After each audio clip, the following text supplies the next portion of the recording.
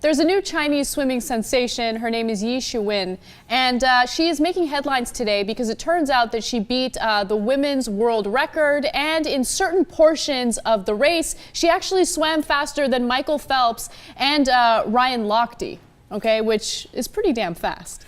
So in the second to last lap in the freestyle, she beats Phelps's number, and then in the last lap, she beats Lochte's number.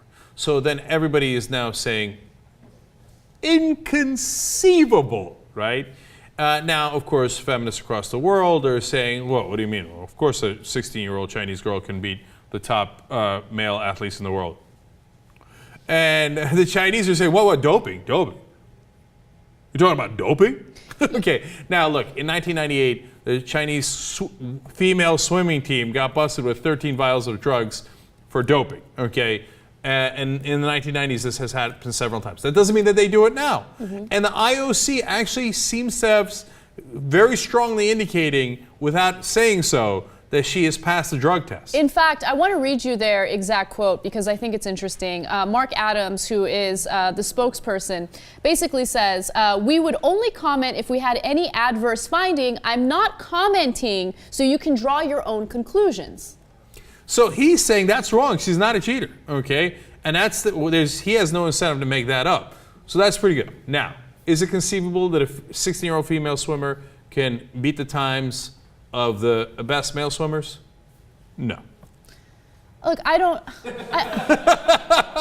Go, Anna, defend all women. Physiologist Cenk Uygur is giving you his expertise on this topic. No problem. I don't know. This See, is one I of those... win. No. This is an example of a story where I feel uncomfortable having a strong opinion because I don't know, and I think a lot of people are under the assumption that she beat the men's record. I mean, some of these stories are written in such a confusing way that you think, oh my God, she beat the men's record. But no, she really didn't. She beat the women's record, which is not far-fetched. I don't think Of course, somebody's got to beat the women's record. There's nothing unnormal about that at all, right? That happens all the time. And you're right. When the first stories came out and everybody's like, oh my gosh, she beat the men's record. No, I was pounding the gavel. I was like, end of this. There's no way that happened. Okay. Right. Now, could she conceivably beat the best men in the world? That's a little bit more conceivable. So I see where you're going with this, Anna. Also, I want to bring in other male judges, though. Okay, let me finish my thought for a second, though. Okay. I don't think that it's unreasonable to drug test her.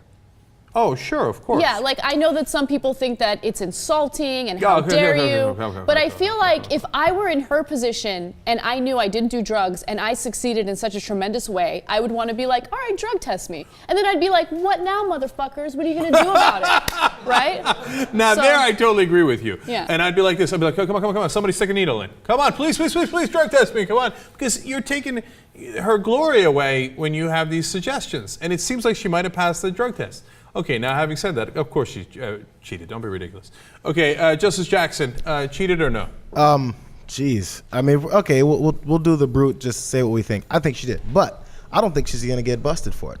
If you go through this much trouble to dope up enough to beat these kinds of records, you think you haven't figured a way to get around it? If she did, it's not going to be found out, and she's going to be able to give the Anna quote of what now, motherfucker? Because it's not going to reveal. I don't think it's going to reveal a positive test. Now to give, I don't know, discredit to the Chinese Olympians, in the past, they haven't been very smart about covering up their lies. Like, remember, we did a story about how some of their athletes were underage. They were not old enough to participate in the Olympics, and they had, like, these fake passports, and it was obviously fraudulent, and they got caught. In 1998, they got caught. So, I mean... Yeah, and the gymnast controversy was in the last Olympics. But every time they get caught, they're always like, what? How could you? Oh, this is it. It's just because we're Chinese, right?